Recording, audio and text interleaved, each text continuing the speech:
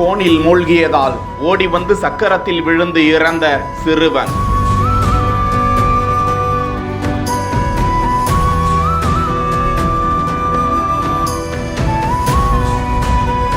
காரை இயக்கியவரை கடுமையாக தாக்கிய தந்தை.